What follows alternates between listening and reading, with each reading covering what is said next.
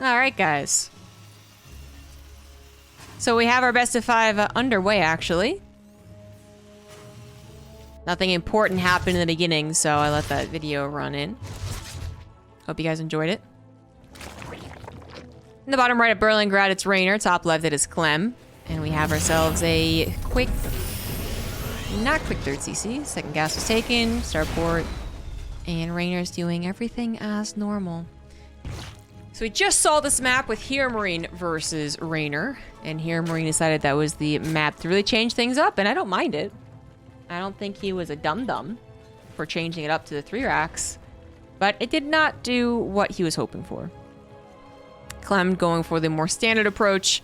We go back to what I was talking about, which is that the area of defense, I guess now that we flipped the map over here, is really tough for the Zerg.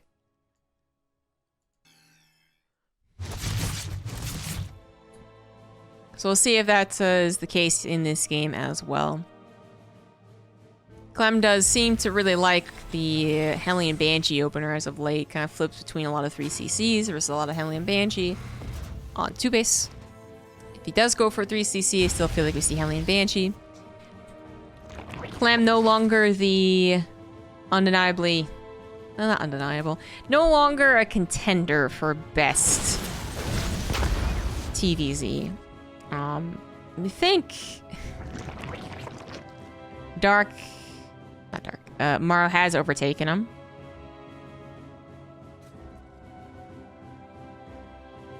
Yeah.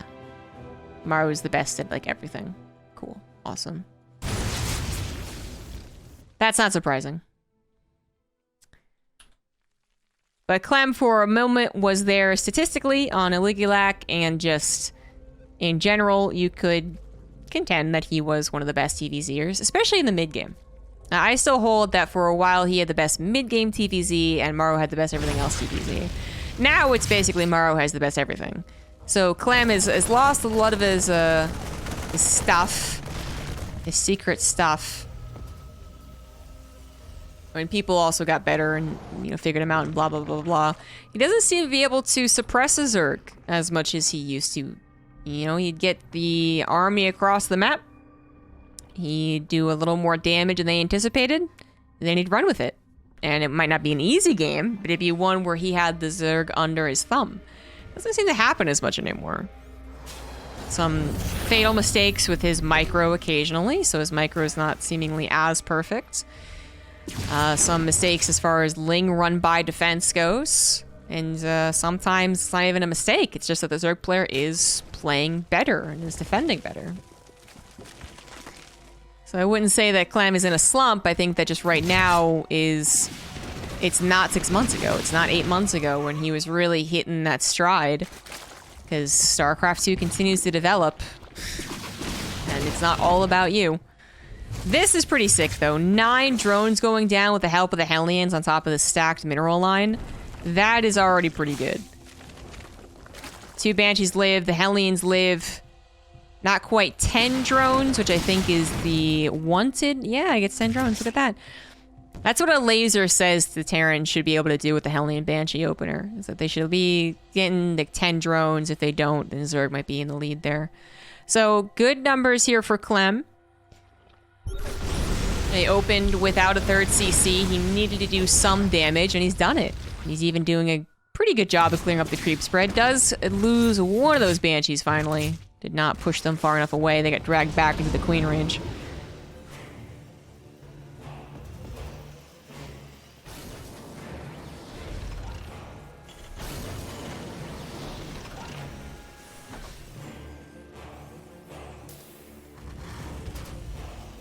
So this is the push where usually he would do a lot of...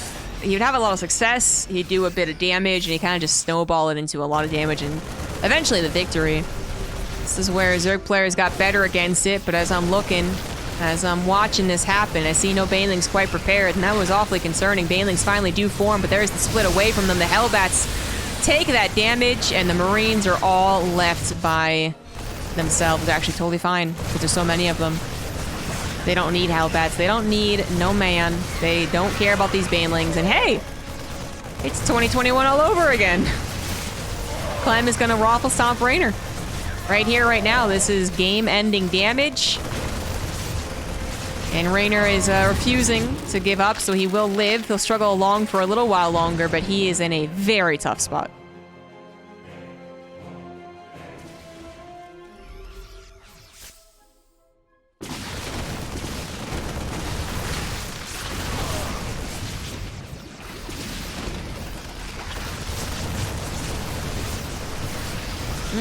If Reynor cleans this up, then I would give him a chance, but he's gonna have such a tough time cleaning it up.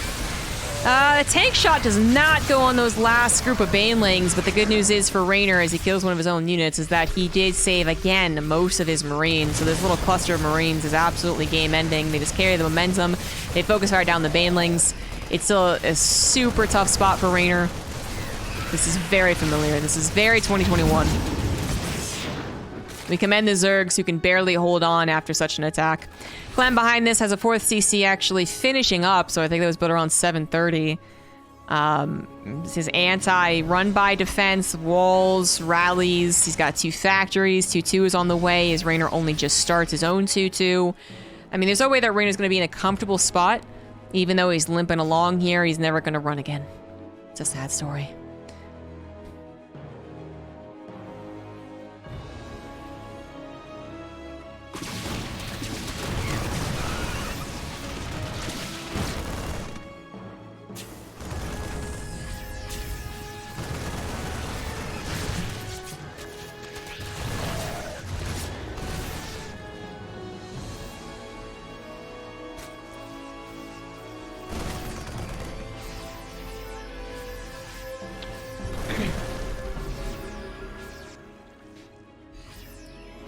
Reynor's still going to try and push everything along, even though he can't necessarily afford to protect everything. So 5th base, that's not going to be protected.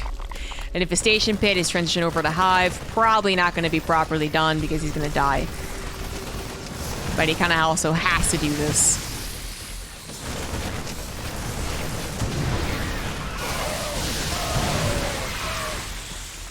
Not quite getting the wrapper on the Marines at any point.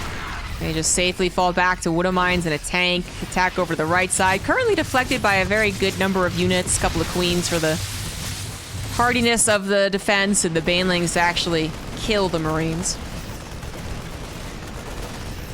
But if I sound bored, it's because maybe I am. This game is basically done and over with. We just need the corner to call the time of death.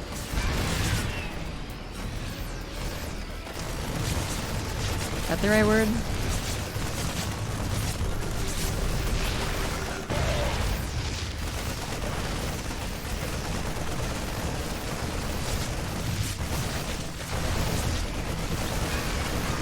Even, good lord, he was paying attention to that. Even sniping those banelings. Okay, Clem is on fire right now. Clem is doing very well in this open tournament. He did 3-0 max packs with ease, which actually is not too uncommon. As I was saying, when that happened, I think it's more max packs, not really figuring out PvT. He's kind of trying to push his own style, and it's not really working as well as his other matchups when he pushes his own style, but still, Clem did 3-0 max packs, made that look easy, and based off this game, I could absolutely see him 3-0ing Reynor, but I'm not going to say it is going to happen. This was a tough map for Reynor to begin with. We might have expected him to lose on this map. But it also is, I think, just one of those types of games where you're kind of thrown back into reality. You gotta remember what it's like to face a guy like Clem, who is better than Hero Marine at TVZ. I think we can say that. I think Hero Marine would say that. But even if you don't agree, I think specifically he's better at that mid-game aggression. So you're kind of getting used to the momentum and the pacing. There we go, the pacing against Clem after you just faced a very different pacing in Hero Marine.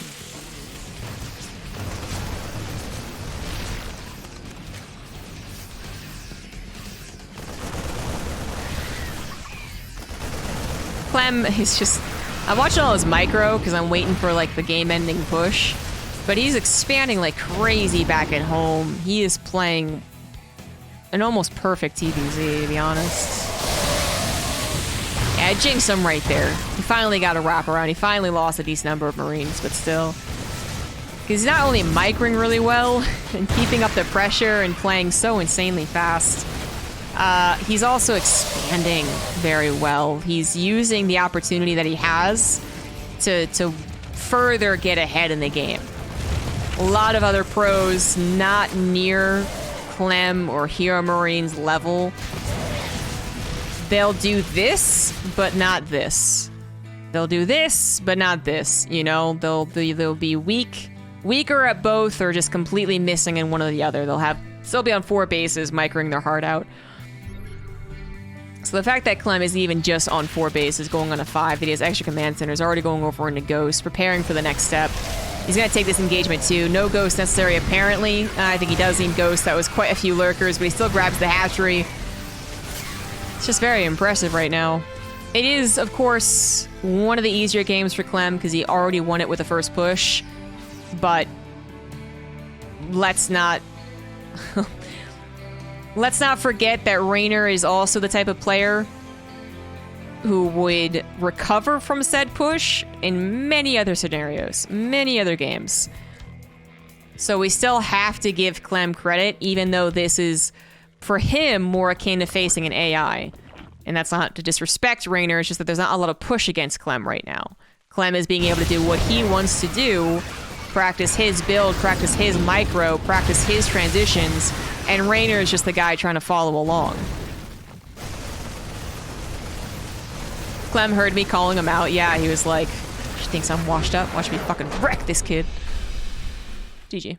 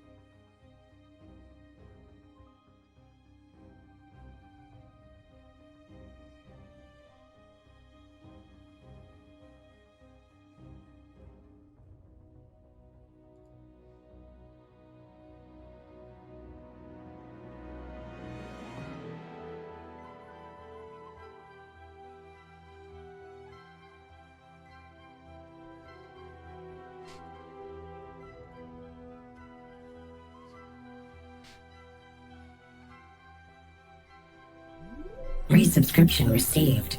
Apparently you are doing something right, Captain. Thank you, Nomac, for the 84 months, 7 years. Holy shit. Ooh. What do I win?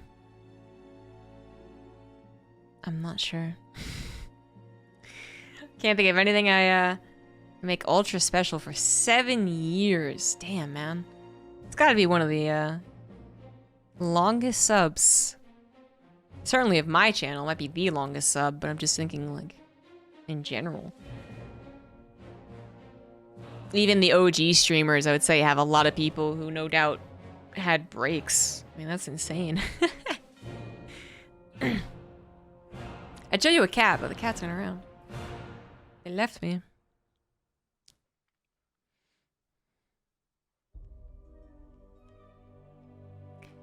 But know that I very much appreciate it, Nomac. Thank you.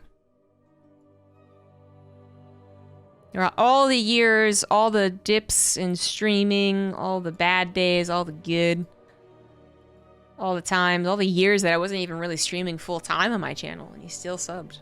Whew.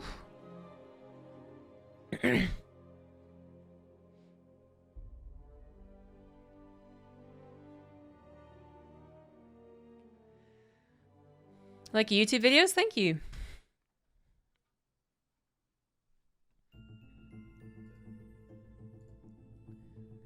So Reynor needed a second. Maybe he was rechecking his hotkeys or something like that, but bring up the same point I did during that game.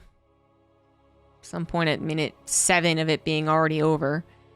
I think Reynor got slapped back into reality a little bit. He was like, oh, right, that's how Clem plays. Okay, my bad. Hold on. Give me a second. And then he's going to play a lot better, basically. Because at the end of the day, I think it's a lot better in a very specific 30-second moment. He's not going to have 6 seconds too late of banelings. That was the very specific moment that would have stopped the momentum. So I think Reynor fixes that, and then he gets to play the rest of his game much better. And we'll see if he can go toe-to-toe with Clem. Or if Clem actually was just playing some of the most perfect TVZ, regardless of the fact that he kind of got an easy victory to start with. Bottom left, it's Clem. Top right, it's Reynor. It's on Hardwire. Again, Berlingrad might have been a bit of a gimme there. Reynor was expecting to give up such a map. Worst case scenario, of course. Not like he just says, yeah, I'm gonna lose that map. Okay, we'll move on. Like, worst case scenario, he loses the map that Terrans really do well on right off the bat. And he gets to, I guess, warm up a little bit and adapt. But of course, the map wasn't the issue of him dying. It was the banelings being slightly later.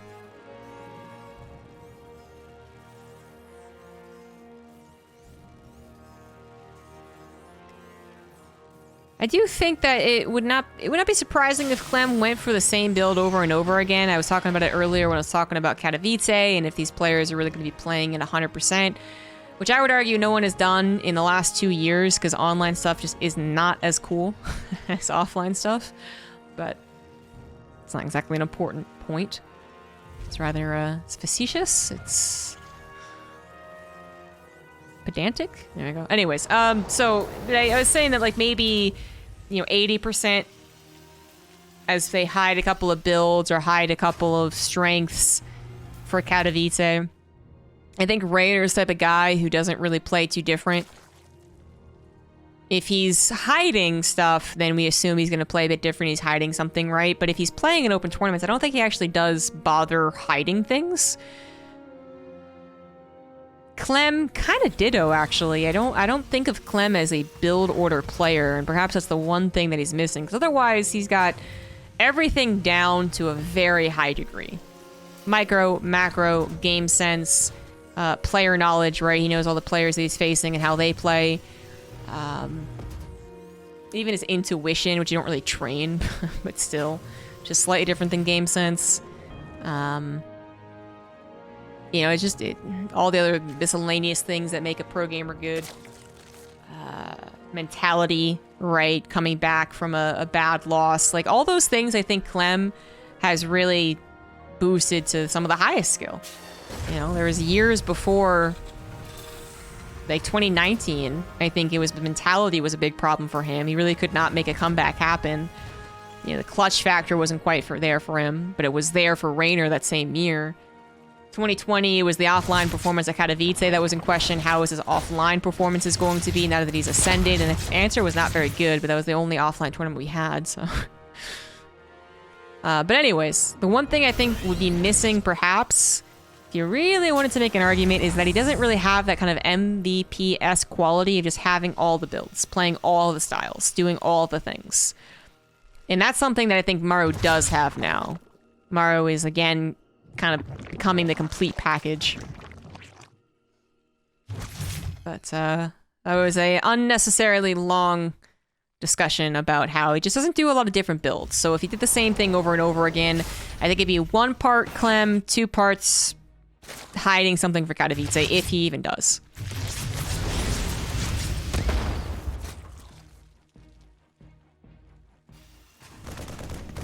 Maybe reverse the parts. Maybe it's 2 parts that and 1 part. Anyways.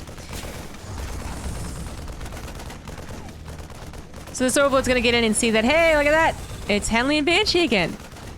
Woo. Does the Terran like this build? Is this a Terran's favorite build? Yes, it is. It's such a middle-of-the-road build in a lot of ways, but also so safe. Middle of the road vanilla, also known as safe. This is not safe, though. This is not drone-friendly. The Hellions managed to slip on in, past all the attempted blocks, roasty-toasty up some of these drones. 10 would be, again, I think the magic number. 11 is gathered. And I think more will come with the Banshees, so this is already very effective. Now, it is at the loss of all of his Hellions, right? But really, the biggest downside of losing the Hellions is a counterattack scenario. Now, that scenario... There's a couple of different... Transfuse. There's a couple of different ways to make sure that the loss of the Hellions doesn't overall really affect you that much. One, be cautious about taking your third CC. Get the orbital and then wait another SCV cycle so you have more Marines off your barracks to actually defend if the Lings do come across the map. Two, know that the Lings you saw with the Hellions are probably the number of Lings that the Zerg's going to have after the Hellions die. And that sounds weird, but to give context, if they have 20 Lings and your Hellions suicide, and they still have 20 Lings, you didn't kill any Lings, you went right for the drones, 20 Lings are gonna come across the map and try and counterattack. That could be scary. If they had 20 and you killed 10 and 10 come across the map, not as scary. If they had 0, they're probably still not gonna have much afterwards, because for a Zerg player, one of the worst things that can happen is actually getting your drones killed and then making the Lings. The Hellions go in, they do the damage, the Zerg panics, makes 20 Lings, and they're like, shit, well now what do I do? Because the counterattack window is quite small when facing guys who actually do the build order correctly. So, TLDR, I think Clem doesn't really care about the counterattack potential. TLDR, he just gets all this damage done, and he takes nothing in return. Reynor is just already in a bad position. He did not clump up, did not get his back up against the wall, so these Lings coming through are going to take care of the first drop. But the Banshees continue to add damage. This is now an insane amount of damage taken from harassment units. 21 drones in a professional game. That's quite a lot.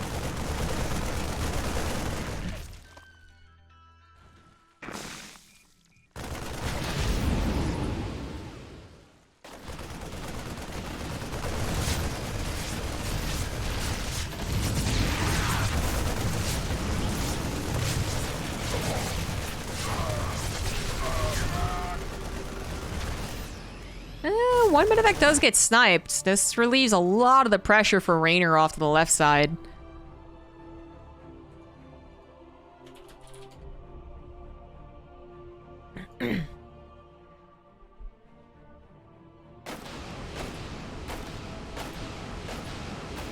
So the left side, it is still a bit of annoyance. It's so much less to worry about when there's 8 Marines instead of 16. The right side, I actually am surprised Reynor didn't expect it, but a lot of things have gone wrong in this game for him, so it's just kind of be excused by a kerfuffle. The Ling run by is really not going to do enough damage to be worth all these Lings. Plus, they weren't back here defending against the... Oh, some Banelings did connect. Oh, Clem wasn't paying attention. The same second I wasn't paying attention.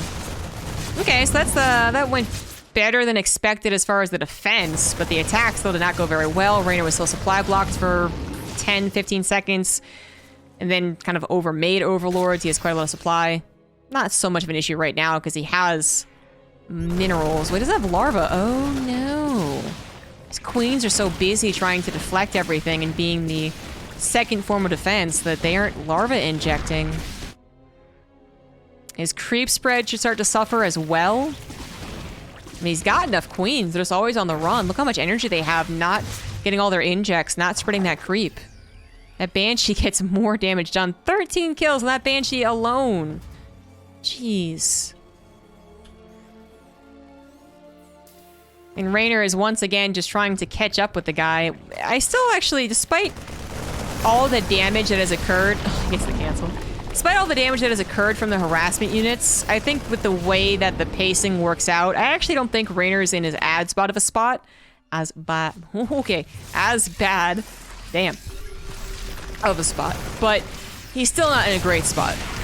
The way that last game worked to make me so confident in Clem's ability to easy peasy win was that those Marines left over after the Banelings it's just so hard for a Zerg to deal with. Not quite the same when it's Hellions and Banshees being the main problem, because actually Reynor did take care of the medevac drops fairly well for his position.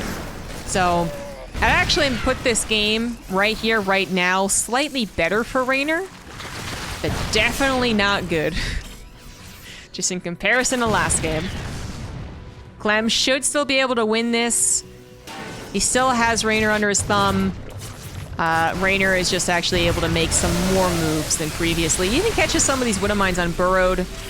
That's not a bad start to the defense. That's a lot of Banelings left over, though. Widow Mine, oh my god! Oh, he forgot about that Widow Mine? There's such a minefield. Reynor is being dragged through it. That was not the fight he was wanting.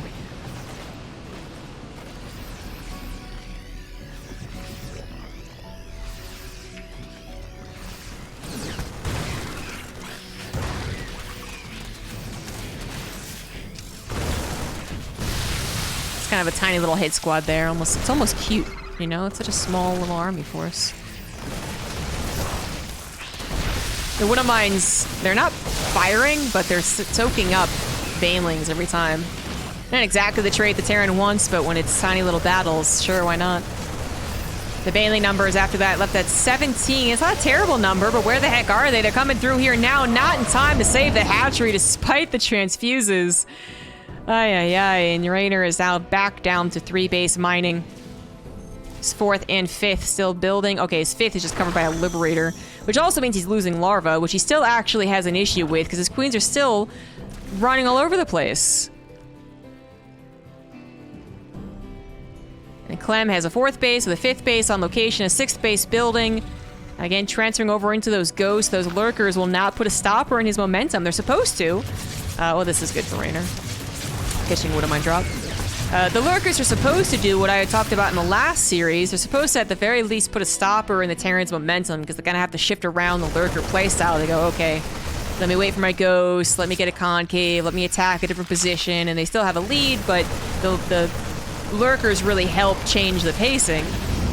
If the Terran player is doing all of this, and getting expansions, and transitioning to ghosts so that they are part of the aggression, they're actually rallying forward with the rest of the army, I don't think the lurkers actually get to do what I usually give them credit for, which is appear and buy a little bit of time. I don't think they buy any time at all.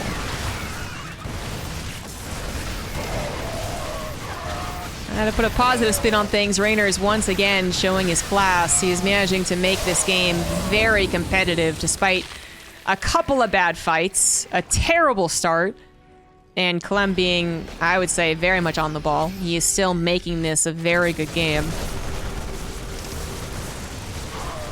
And there is a point, I think, that could happen where if Reynor does successfully stabilize, then actually gets any type of counter done, and puts the pressure onto Clem, I could actually see this spiraling out of control in the opposite way.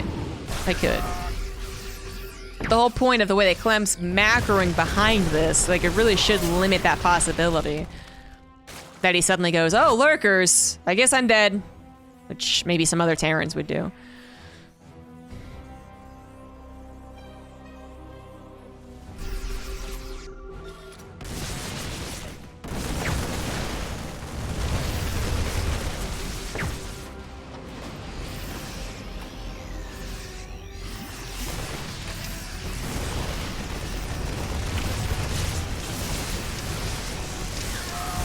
Is this the death push? Maybe. That's a lot of Widow Mines. Oh my god, that's a lot of Widow Mines. Oh my god. Fortunately, the Lings running through them made it so that they weren't the most effective Widow Mines. They definitely weren't the worst, though. They did basically their job, but there was no gigantic Widow Mine hit on 20 Banelings. And doing their job is still good enough for Clem's purposes, which is to keep the lead here.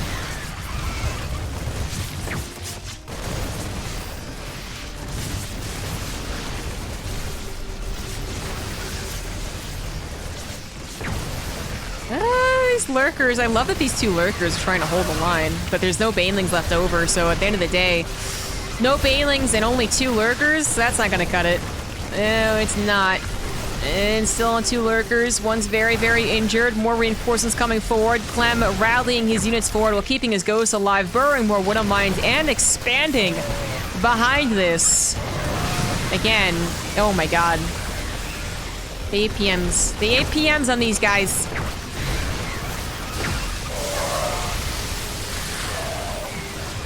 People usually say that like 300 or 350 is really good. GG.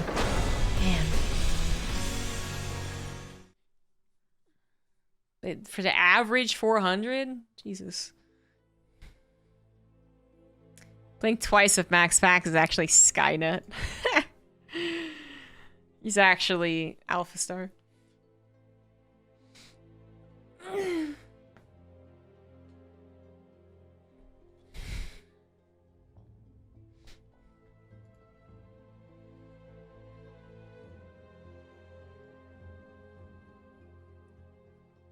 Reynor says he needs 5 minutes.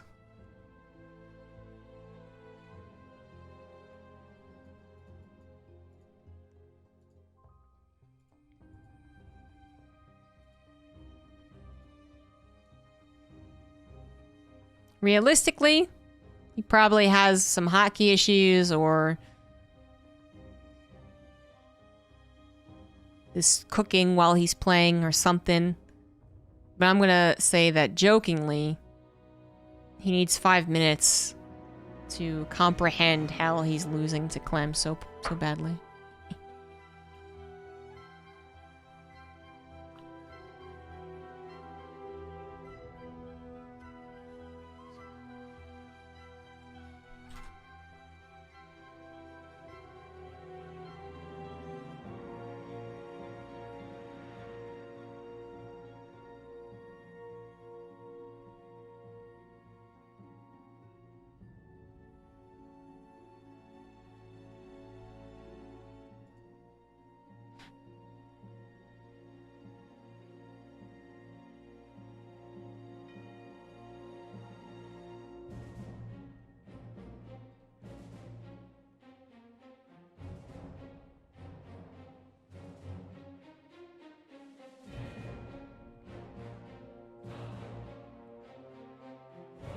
The Walking Dead final season, part 2 of 3. Good lord, they're really milking this series. Didn't someone do the math and like they basically already killed all the zombies by season 4?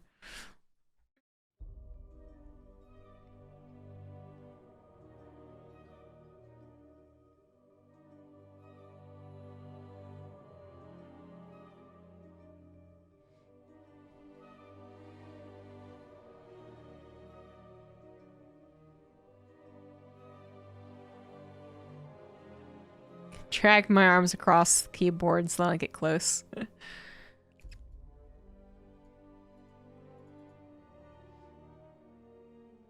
It's actually crazy that it's 16-minute games.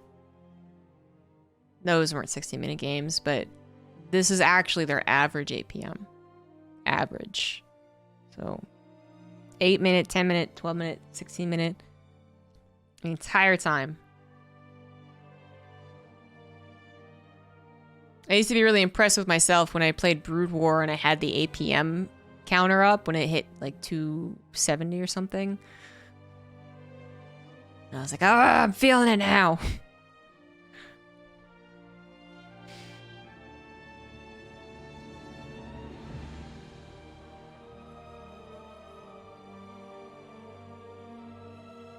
The only time I got higher was like when I was spamming in the beginning of the game.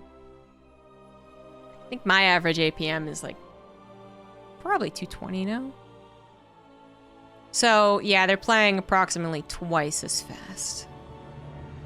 That makes sense to me. Yeah, that sounds about right.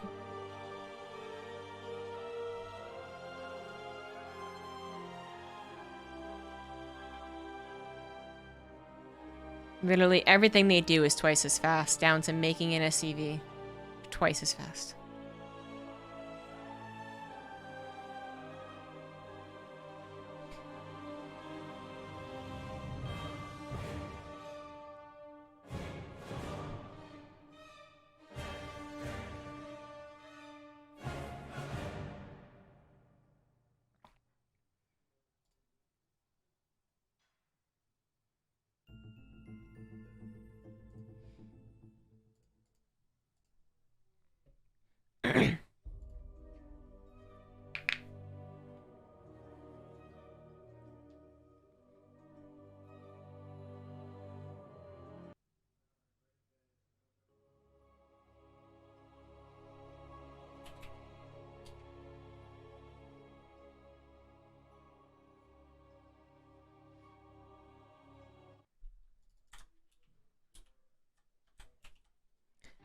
Game number 3 is going to be on Curious Minds. Bottom right, it is Clem. Top left, it is Reynor. Reynor, perhaps a bit distracted. He's asked for pauses between games, which is not actually incredibly common. They'll ask for pauses between series, and that's fair enough. About 50% of the time. But between games, usually pros are very much go, go, go, go, go, go, go, go, go. Korean pros are even more. Go, go, go, go, go, go, go, go, go, go, go. So I'm guessing Reynor is distracted by something, but I wouldn't say that about his actual gameplay. It's not like we witnessed him not move his banelings for 20 seconds because he got up to let the dog in or something. He's focusing on the game when he's playing it, but nonetheless, he is kind of being stomped. He's being out-leveled. He's not... It's not a level 10 peon going up against a level 60 guard, but it's like a level 58, not, you know, geared warrior going up against a level 60, like, champion or something. And you're like, well, if you had a couple of friends, if you just had those last 2 levels, yeah. But Clem is seemingly beating him on all fronts. Again, micro, macro. Even on the gambling portion, he is winning. You know, it's always a bit of a gamble when you throw those Hellions into the mineral line. As it can be seen a gamble when you send Lings across the map for a run-by as opposed to keeping them at home. Clem's winning that.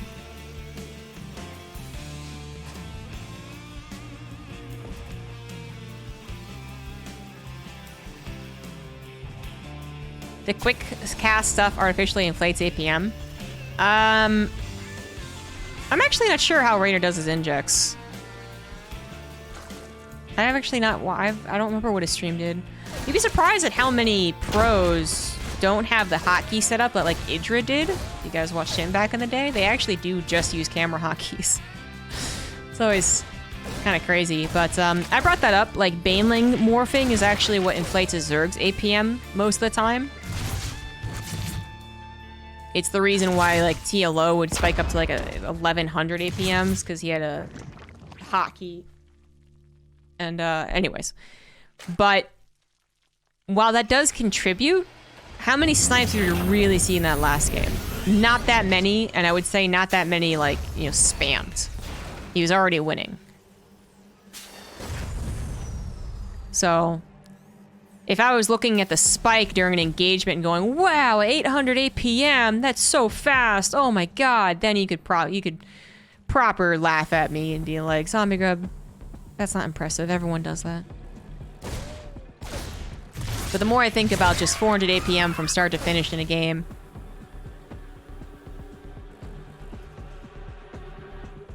the more I get tired.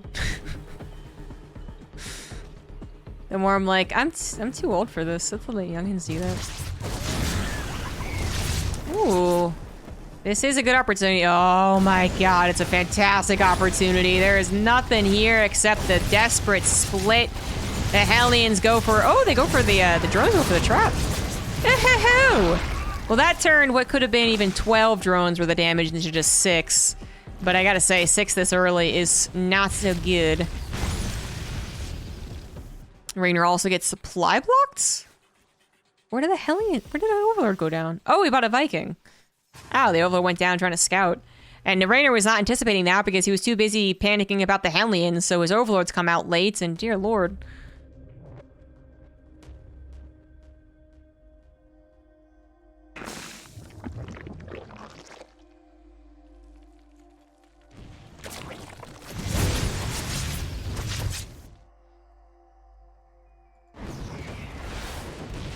Another win for the Viking. Wait, no, the Viking didn't have a kill. What the hell killed the Overlord that supply blocked the guy? The Marine? No? What? How did he get supply blocked?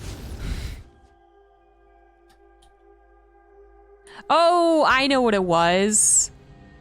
So he was actually supply blocked for longer than I even thought. I thought an Overlord died. Oh yeah, it must have. The 2 overlords died. Yeah, no. Okay, never mind. I had another suspicion, but I was wrong. Where's the Marine that killed the overlord? Oh, there you are. You made me so confused, little guy. Hey, double bull. Anyways, Liberator does absolutely no harassment. Viking's gonna find another overlord, though. Elaine's doing a decent job denying a creep spread. Missed this opportunity. Saved! Save! It's not gonna get that overlord. And the Ling's gonna wrap around on the Hellions. They're a bit too bold, going to the middle of the map. Only 2 survive. Might as well not even use them.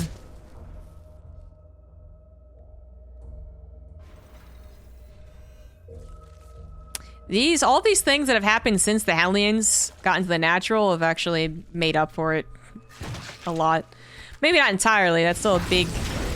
That's gonna throw any Zerg off that early, but all these things have really helped.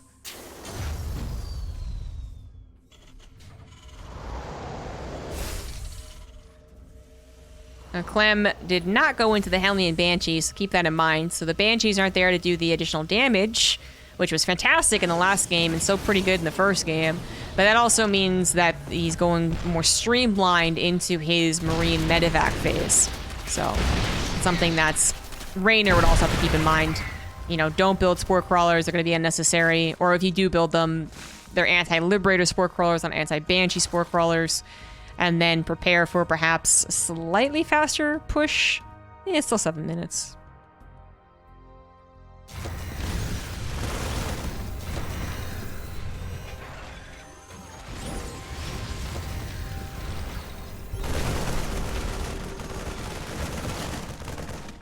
There are definitely a lot of pros who have had wrist issues, but not as many as you would. If you really thought about how many pros there are. Actually, not that many. Just so many of the really famous ones have, and not so coincidentally, so many of the Terrans. Huh? Yeah. See what I'm saying? 2 medevacs really not going to find much success. That is enough Zerg. Reynor is probably feeling the comfiest he has felt, despite the early gaff with the Hellions. He's got creep, he's got Ling Baneling, he's got Baneling speed, he's got good number of queens that are hopefully injecting. It's actually not that good number of queens, he needs more. But everything else, he's clearing up things a lot faster, a lot better. Clem's command center already over halfway done. He's setting himself up for a great macro game, but he doesn't have that pressure that he had the last 2 games.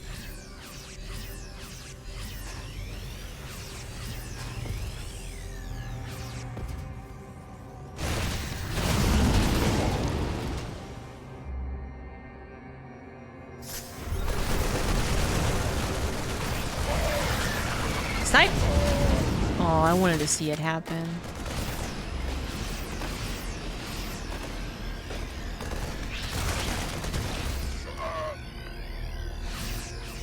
This is by far the best game for Reynor. Ooh, when those 2 Hellions got in, I thought this would be a quick and easy 3-0, but could be the start of a comeback. We'll see how Clem does in a game that is not nearly as won in the first 6 minutes.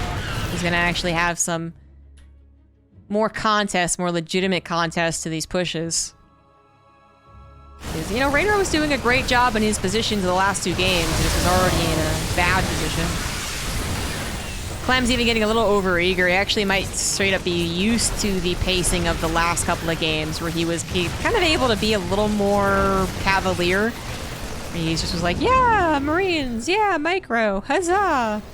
And now he actually has to worry. Reynor is not just combating him at the last second, barely getting his Lings there, barely getting his Banelings. He's actually prepared to take fights far in advance of his hatcheries or drones being under fire, so...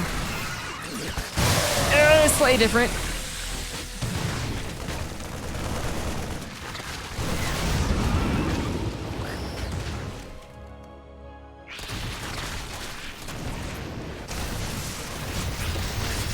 Oh, those wood mines!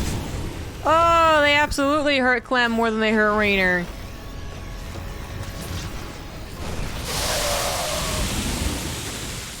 And now Clem also loses his left side drop. This is by far Reynor's best chance at winning this game. Winning a map in the series at the very least. Oh, these drags are actually favoring Reynor so much. The lack of Banelings, however, are not. You know, the Lings are caught behind the Queens like that. It gets easier for the Banelings to be sniped exactly like that. The Lings do get the wraparound, but the Banelings are no longer there. More reinforcing, however. So this should still be good enough. Yep. Just if there were 2 more left, I think he goes for the snipe. 4 more left, couldn't quite do it. Left side also gets picked off. Clem is transitioning and getting his macro up, same as last games, but yeah, it's a bit tough. Reynor is temporarily supply blocked, but he can still form Banelings. How different StarCraft would be if Banelings were like Ravagers. They needed supply to make. A couple of Widow Mines finally favoring Clem. Take out the rest of the Banelings. That opens up the pathway to the left side, which Reynor really needs something over there. Oh no. Oh, did I speak too soon? Reynor, without more Banelings, that's not a lot. Enough to pick up, though. Huh, that's not what I was expecting. He must be I think it's because he's controlling so much at the same time. Or almost at the same time. I think that's why he picked up, because otherwise I'd expect his Marauders to be moved to the front. But, whatever. Point is, he's also using his speed wisely. There really is almost no downside to him picking up in that situation, right? He doesn't really lose his momentum. This hatchery looks like it's going to fall. No transfuses available, so that's 2 hatcheries down. The bio does look to be a little overeager heading into those lurkers, of which I think Clem just didn't realize the AI was dragging them into it. So he loses the attacks eventually, but they did do damage. And Reynor is only on 3 bases, 86 drones, heavily oversaturated. He is able to afford some lurkers, not many. And he doesn't have any of their upgrades either, so they're actually pretty pitiful lurkers.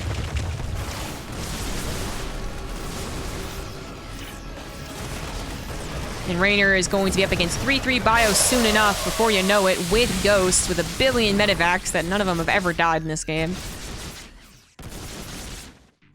And Clem, I think, realizes that he's got the noose on Reynor's throat. He just needs to be cautious here. Pull back, regroup, macro, get his 2 bases. He's double expanding as a Terran is what he's doing. And then pushing once he is, again, maxed out, hopefully with Ghosts. And they are on the way, so what are you gonna do about that, Reynor? What are you gonna do about that?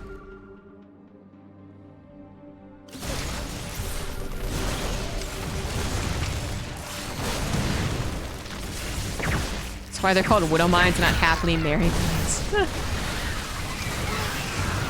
The Ghosts are actually buffering, which isn't exactly ideal. Ghosts are so expensive. Marauders can buffer all they want, but Ghosts not so much, but the end result might still be roughly the same, which is Clem is severely outsupplying Reynor. He's up 50, 60 supply. He's up bases, and so affording to replace Ghosts is not that big of a deal. But replacing Banelings, even at this point, is really expensive for Reynor, so Reynor absolutely had a better game this time around. Yeah, it started off kind of poorly with the 2 Hellions, but I think he did recover, and he was doing a great job stabilizing. But then it seemed all of a sudden he lost control. He couldn't quite catch the left to right side dynamic. And Clem's pressure was a little bit too much.